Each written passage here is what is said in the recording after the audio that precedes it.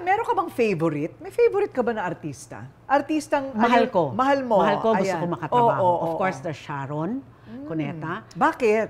Sharon kasi and I come a long way. Ah, 6 because years of the Sharon Cuneta Cuneta show. Yes. I know all her, most of her secrets. She has shared with me.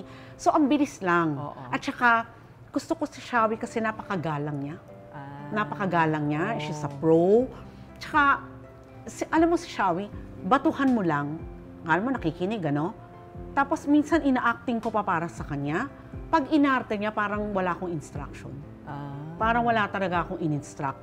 She owns it. She delivers it as herself, as the character. Yan ang gusto ko sa kanya. Nice. Si Okay. Charo Santos Concho, Yes.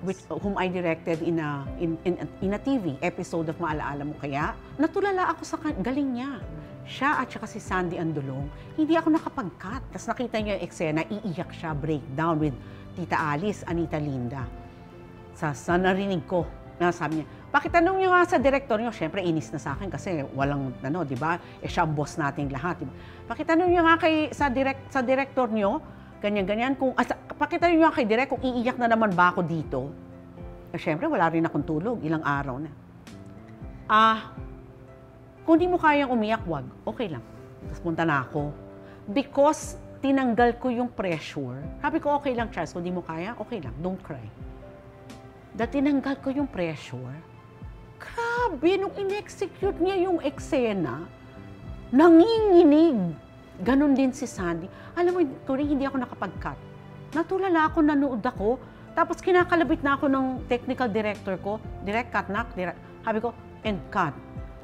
Namangha ako sa galing. Oh, wow. I mean, these are the pros, these are the senior stars, ibang klase. So, mga lalaki naman. Inaamin ko naman sa buong mundo, it's Aga Mulak.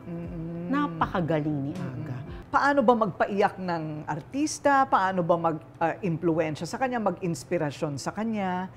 Nadadaan mo sa pagsusulat mo. I think bukod doon, ang haba palagi ng discussions on character.